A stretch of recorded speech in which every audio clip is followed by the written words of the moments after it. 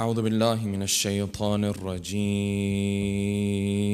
بسم الله الرحمن الرحيم. الحمد لله الذي لا يبلغه مدحته القائلون ولا يحصي نعماءه العادون ولا يؤدي حقه المجتهدون الذي لا يدركه بعد الهمم ولا يناله غوص الفطن الذي ليس لصفته حد محدود ولا نعت موجود ولا وقت معدود ولا أجل ممدود. أما بعد، فقد قال الله الحكيم في محكم كتابه الكريم: أعوذ بالله من الشيطان الرجيم.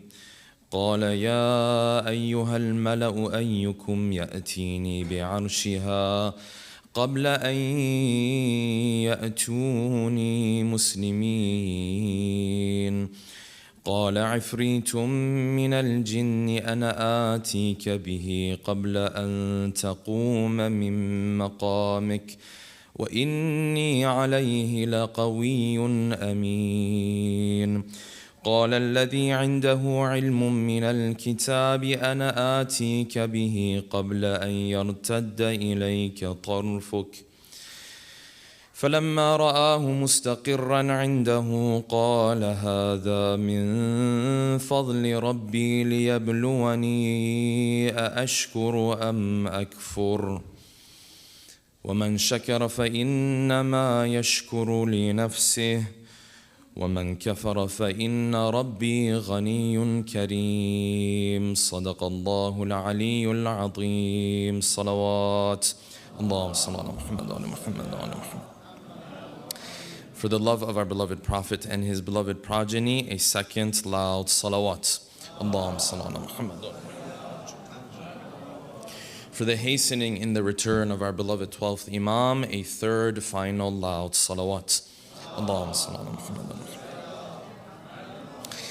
Yesterday we continued our discussion with regards to the etiquette of dua, those things that I am recommended to keep in mind when I actually begin uttering the words and pronouncing the words in my dua. And we said that there are many of these etiquette, and it seems as though the Ahl Bayt wanted to indicate to us that we are to try our best to incorporate as many of these etiquette as we possibly can. We mentioned an important disclaimer that these etiquettes are not a deal breaker. At the end of the day, if I raise my hands and I pray to Allah subhanahu wa ta'ala, I ask Allah subhanahu wa ta'ala for something, and I haven't taken into consideration all of the different etiquettes of dua, it doesn't mean that my dua is necessarily going to be rejected. And even if I had all of the etiquette there, it doesn't necessarily mean that my dua is going to be heard 100%. We said the most foundational condition to whether my dua is going to be heard or not is the way I am calling on Allah subhanahu wa ta'ala, and whether I'm truly calling on Him or whether I see Him as one of the many solutions out there for my problem. And this is why the verse of the Quran said that Allah subhanahu wa ta'ala is the one who responds to the call of the distressed one only and only if he calls upon Him. If in his heart he carries anybody else in his heart, he sees anybody else or anything else as the solution to his problems, the verses of the Quran were very clear that this dua will not be heard. Last night we ended our discussion here at the end of the etiquette of dua, and we said that when Allah subhanahu wa ta'ala hears our dua, if it's done with the most foundational condition, there definitely will be a response for my dua. However, how Allah subhanahu wa ta'ala decides to respond to my dua is a completely different discussion, compared to whether or not he is responding to it. He can maybe respond to my dua in a number of different ways, in a number of different forms, and inshallah tonight we'll delve deeper into that. And in order to do so, we'll pose the following questions. Number one, when we look into the narrations, what do the narrations tell us and teach us as proof that your dua is definitely heard by Allah subhanahu wa ta'ala?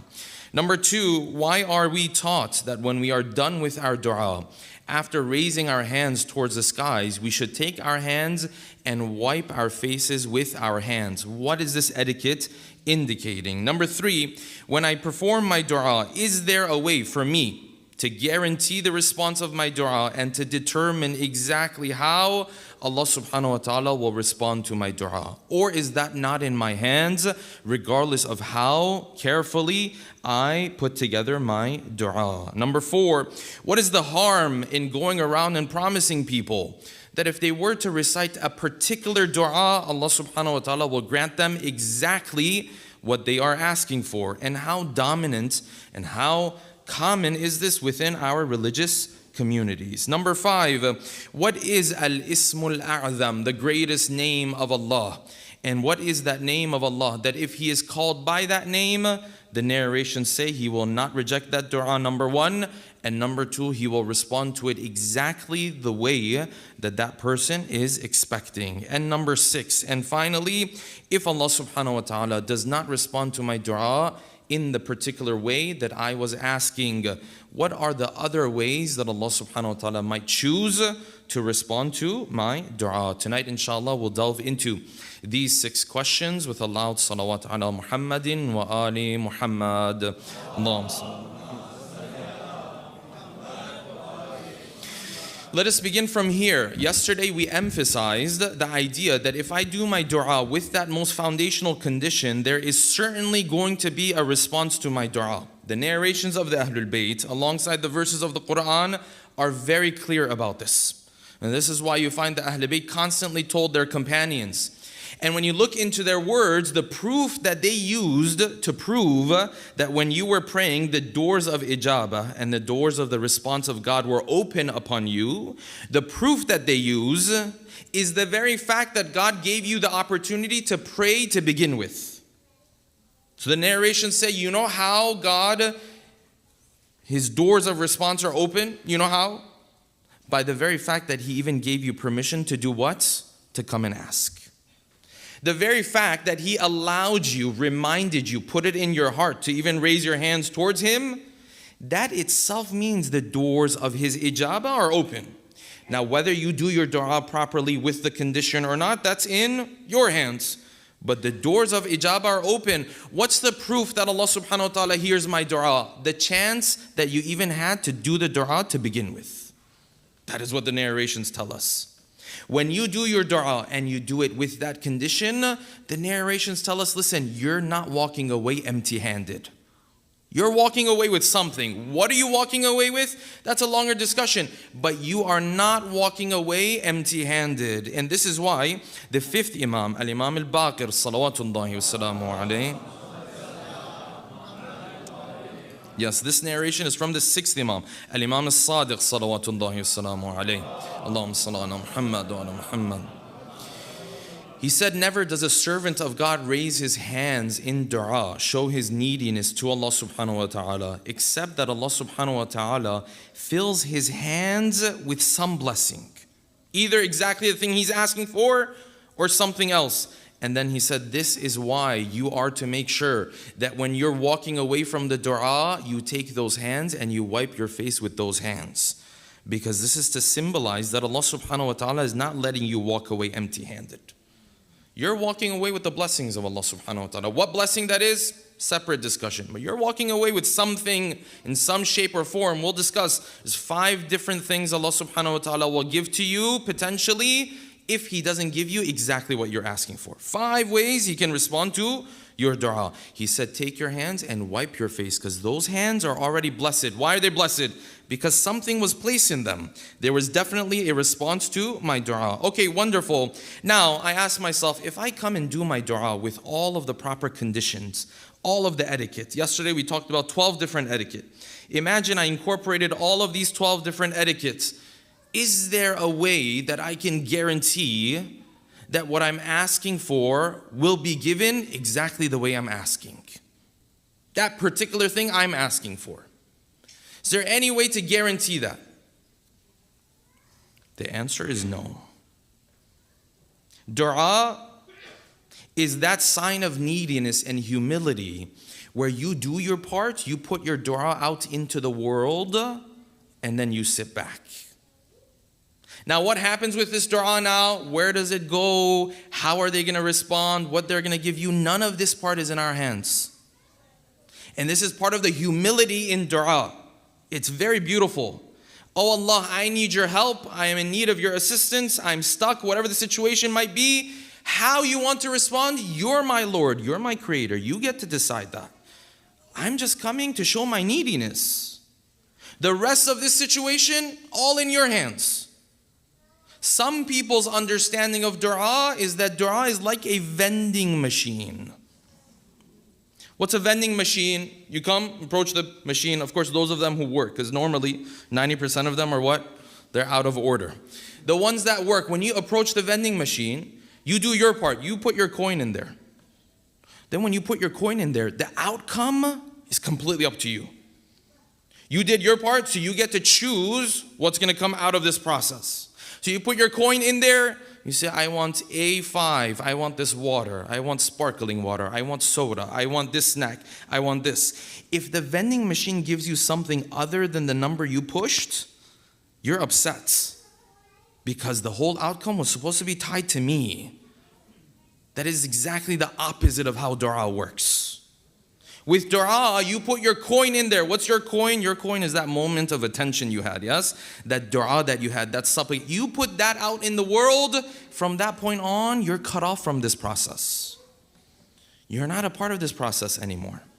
How Allah subhanahu wa ta'ala decides to respond to this dua, that's completely in His hands. It's not in our hands anymore. And one of the biggest misunderstandings that we hear about very often is this promise that people go around making to other individuals who are stuck in different situations. That go and recite this dua. If you recite this dua, God will answer your haja exactly the way you're asking. Excuse me, who made that promise? Did God make that promise to you? This message you're forwarding into 50 different WhatsApp groups. People have issues in their lives. People are stuck in their lives. They have hajat. And then you go out there on behalf of God, you speak, you say, yes, recite this one, God will definitely respond to you exactly what you're asking for. Who are you? Who gave you that permission? Where's the hadith? Where's the narration? Where's the verse of the Quran that says, if you call on me sincerely, I will give you exactly what you're asking for? Where is this? This is a problem in our communities. There are times, brothers and sisters, someone might say a sentence, a sentiment, a meaning, something.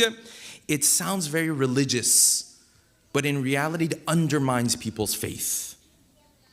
This is the importance of expertise. This is the importance of knowledge. Where did Allah subhanahu wa ta'ala give us this promise? That if you do this dua in this way, I will give you exactly what you're asking for. Where? He never made that promise. This person, that person is making that promise on behalf of God. And then what happens? Eventually, this person goes and prays to Allah subhanahu wa ta'ala. He or she prays sincerely from the bottom of their heart. They have tears in their eyes. And for whatever wisdom, Allah subhanahu wa ta'ala doesn't grant them their haja exactly the way they're asking. Then what happens? Their faith is shaken now. Now their belief is shaken. I spoke to a community member, yes? She said, we had a relative, yes, distant relative, was ill. So the friends and family all came, they said, you should pray to Allah subhanahu wa ta'ala. He can do miracles. Up until here is all correct, yes? He can do miracles. Ask Allah subhanahu wa ta'ala by the right of the Ahl Bayt. I don't know, do this, give this charity. All this is right, yes? He said, as the time, things got worse. The illness continued to become more and more severe. I started to lose more and more hope. But the people around me told me, no, it's impossible for God to leave you alone. He will definitely cure this relative of yours. Just keep praying. So what happened? I prayed and I prayed, And she wasn't cured. And now I have severe questions about my faith. Why? Because some relative who thinks they're very religious felt the need to go out there and say, recite this one. If you do this one, God will give you exactly what you're asking for. When did Allah subhanahu wa ta'ala make this promise? This is the problem with expertise. This is the problem with a lack of knowledge. This is when sometimes I even want to do good. I have good intentions and I end up shaking people's faith. No, Allah subhanahu wa ta'ala has never made such a promise. Look in the lives of the Ahl Bayt. They asked for so many things, yes? But did Allah subhanahu wa ta'ala respond to them exactly the way they wanted and had in mind and so on? No, not necessarily. Imam al-Sajjad asked Allah subhanahu wa ta'ala how much for convenience in Sahifa Sajjadiyah. Was the life of Imam Sajjad convenient? No.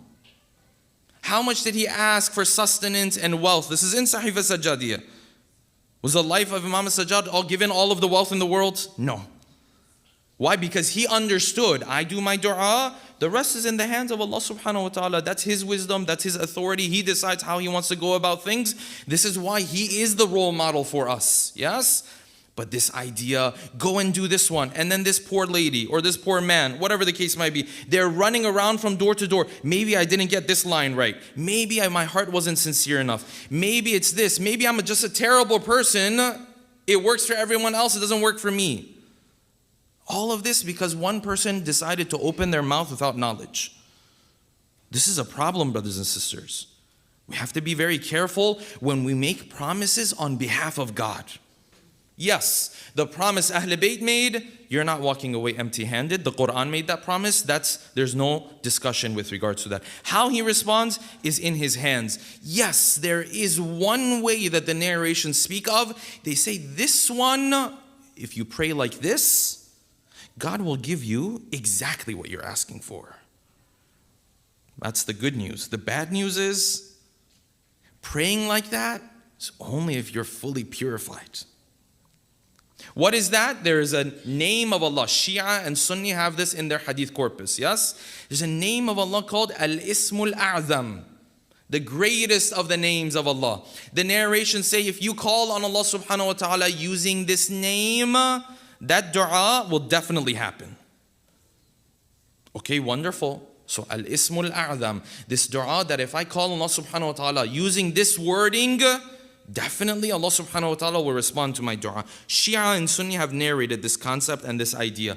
Okay, Bismillah Shaykh, what is this dua? Because the narrations tell us that in the story of Sulaiman, Asif ibn Barkhia, his companion, who brought the throne of the Queen of Sheba, he used what? He used one letter from the 73 letters of Al-Ismul A'zam. And then the narrations tell us this prophet of God, Isa alayhi salam, had access to 2 letters. Musa alayhi salam had access to 4 letters. Ibrahim had access to 8 letters, and so on and so forth. And the narration says, yes, the prophet of God, our beloved prophet, Muhammadin al-Mustafa, salawatullahi wa alayhi, had access to 72 of these 73 letters of the greatest name of Allah. It's an interesting concept. It's a mysterious concept in the narrations. So the narration says Asif ibn Barkhia, when he wanted to get the Queen of Sheba's throne all the way to Sulaiman, before she even shows up here, what did he do? He asked Allah subhanahu wa ta'ala, by the right of that name, the earth opened up, He brought the throne out, and then the door, the earth closed again. And the Imam said he was only using one of the letters of Al-Ismul A'zam. And then the narration says, when you look at the verses of the Quran, it says this person, meaning Asif, he had how much? He had ilmun min al-kitab. He had some of the knowledge of the book. Some of the knowledge of Al-Ismul A'zam. And then the narration says, and then there are those of the companions of the Prophet, they have ilmul kitab. They have knowledge of the book. Referring to who? Referring to the first Imam, Ali ibn Abi Talib, salawatullahi wa salamu alayhi.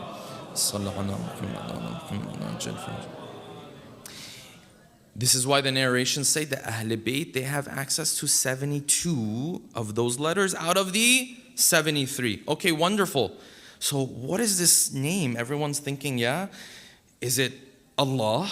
Is it Al-Ahad? Is it As-Samad? Is it this? Here's the problem.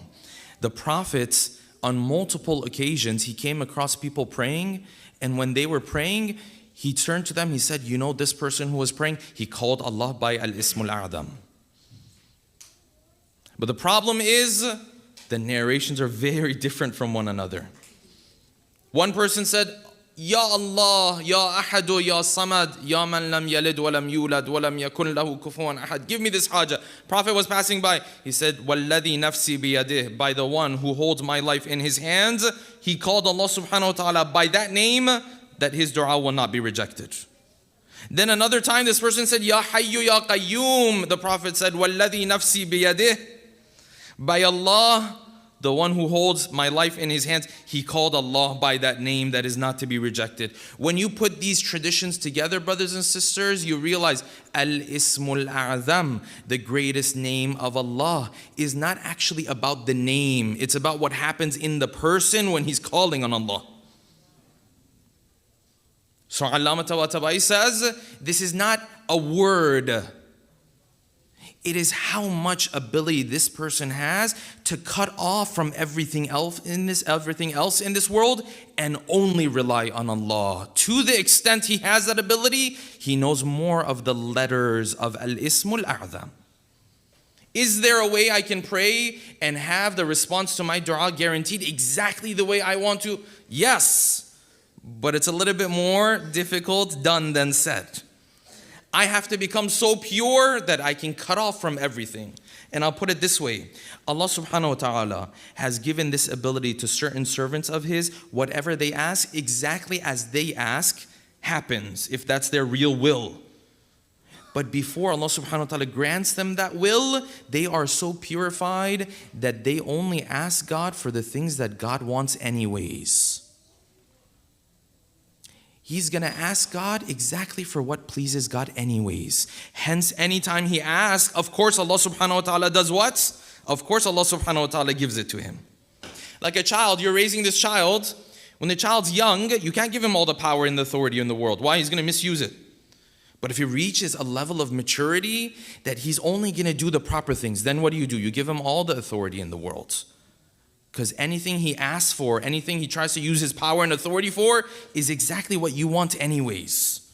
But that person has to reach that point of purity before he can have Al-Ismul A'zam. Al-Ismul A'zam doesn't seem to be a word, doesn't seem to be this secret code that if you just get your hands on all of a sudden, like Lord of the Rings, then all of a sudden you can wreak havoc in the world and you can make things happen in the world. No, Al-Ismul A'zam seems as though it lies right here in your heart. But it just depends how much you're able to cut off from everything else in this world. Okay, you say, Shaykh, okay, I understand. I can't get exactly what I'm asking for. At least I can't have that guaranteed. But if Allah subhanahu wa ta'ala doesn't give me exactly what I'm asking for, how else does He want to respond to my dua? What other things can I walk away with? Yes, this is very important discussion. 5 different things Allah subhanahu wa ta'ala can potentially give to us other than that thing that exactly we are asking for. Why? Because the reality is we don't even know what's in our best interest, what's not in our best interest. I know everyone sitting here, including myself, thinks we know what's in our best interest. But we don't know. And when things don't happen exactly the way we want it to, we're disappointed. The Quran says, وَيَدْعُ الْإِنسَانِ بِالشَّرِّ دُعَاءَهُ بِالْخَيْرِ. The human being sometimes, he begs for something, but he doesn't know it's the worst thing he's asking for.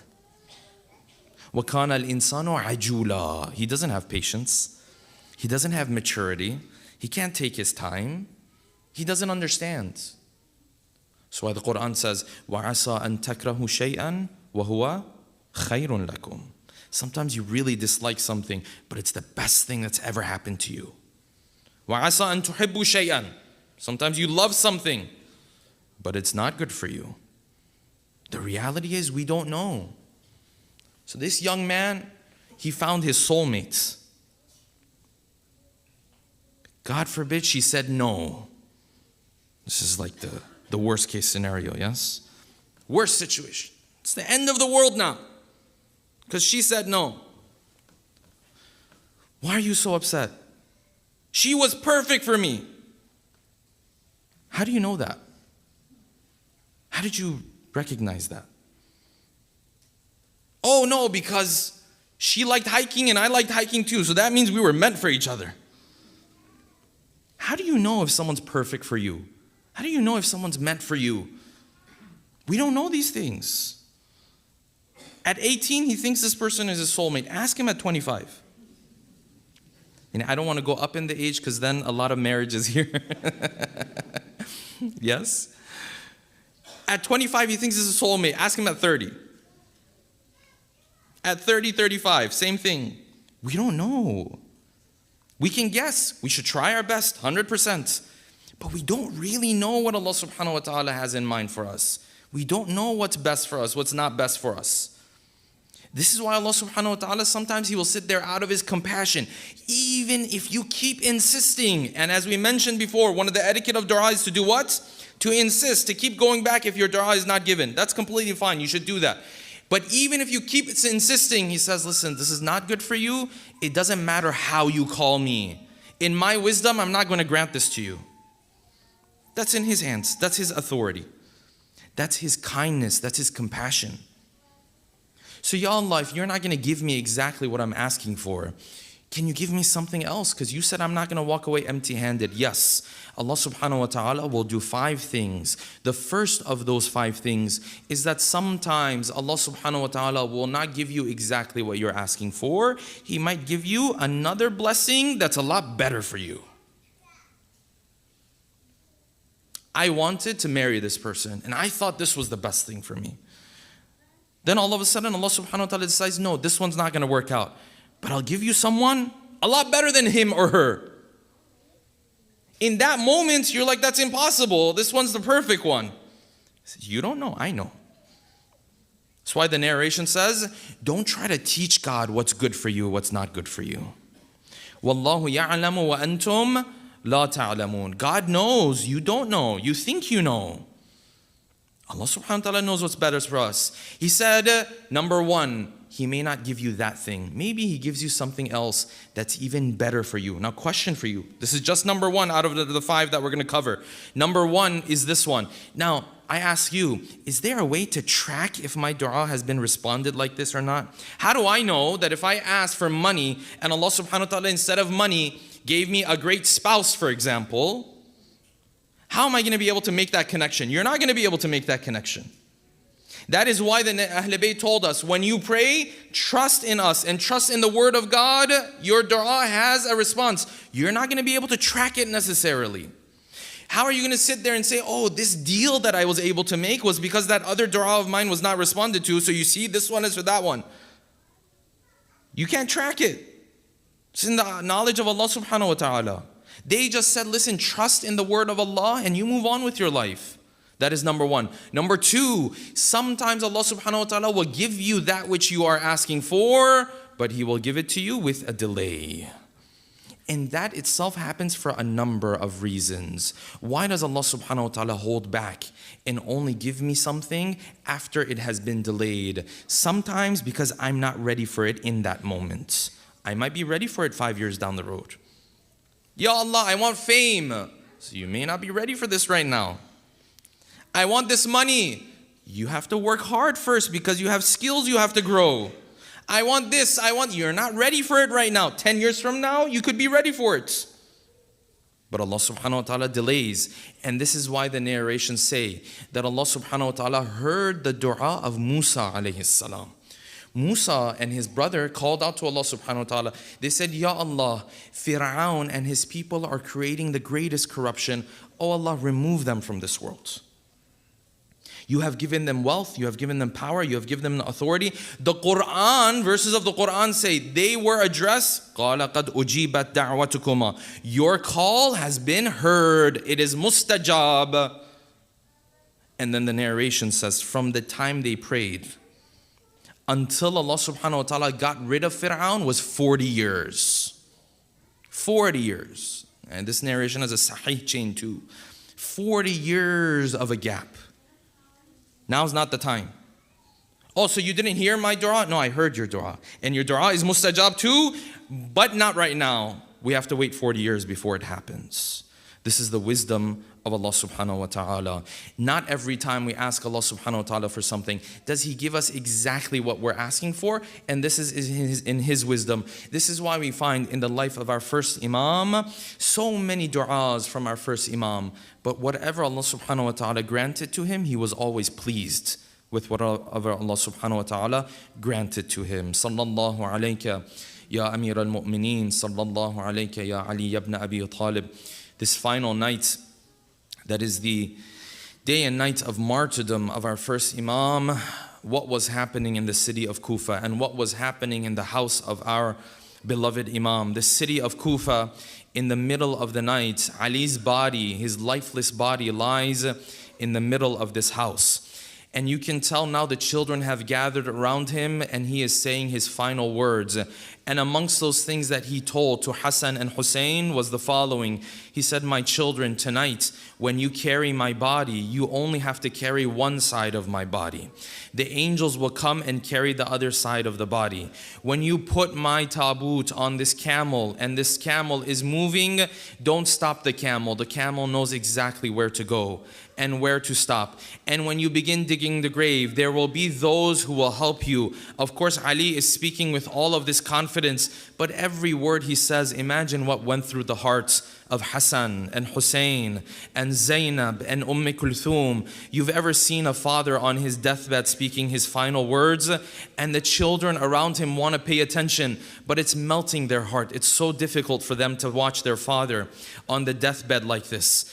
And then he began to do his final wasiyas. He turned to some of them. He said, take care of one another after me. Watch after one another after me. What was Ali ibn Abi Talib referring to? Was he referring to many years later in the plains of Karbala when Hussein would have no one around him except for Zainab and except for Abu al-Fadl al-Abbas, and he was the only one he could turn to in those difficult moments? We don't know what Ali was referring to, but Ali knew of the calamities that were going to befall this family. Ali knew of the masa'ib that was coming their way slowly. And then the narration says, as Ali was speaking his final words, all of a sudden he began to faint and come back and faint and come back from this pain. And at one point he said, marhaban, marhaban. They turned to their father. They said, Ya Ali, there's nobody entering into this house. Who are you welcoming into this house? He said, you don't see what I see. I see the prophet of a God in front of me. And I see Hamza in front of me. And I see Ja'far in front of me. And they are welcoming me into the next world. And the prophet is looking upon me and saying, oh Ali, you've had enough of the difficulties of this world. Come and join us in heaven. And then the last line of the narration says, he added, and I see Fatima, my wife, also waiting for me. These are those who I said marhaban to, until finally Ali says his final words, and his lifeless body, his cold body lies in this house. Imagine what went through the hearts of these children. They gather the body of Ali and they head out in the middle of the night. You know why? Because Ali has so many enemies. If they were to bury his body during the day, they would come and disrespect that grave. For so many years, the grave of Ali was hidden, until one day the companion of Imam al-Sadiq says, I was with him outside of the city of Kufa. All of a sudden, he got off of his horse and he separated himself from the caravan. He came and he walked a couple steps further away. Then he fell on the ground. He grabbed from the soil of the ground. He began to smell the scent of this soil. Then he began to cry, and then he started to cry heavier and heavier until he fainted. When I brought him back, then I asked him, what is this soil for you? What does it represent for you? He said, this is the grave of my grandfather. This is the grave of Ali ibn Abi Talib. It had to remain hidden because my grandfather had so many people willing to betray him. My grandfather had so many people willing to disrespect him. Had his grave been known to people, they would have come and disrespected this grave. Ala la'natullah ala al-qawmi al-zalimin wa say'alamu alladhina zalamu ayya munqalabin yanqalibun. Mata min Hussein.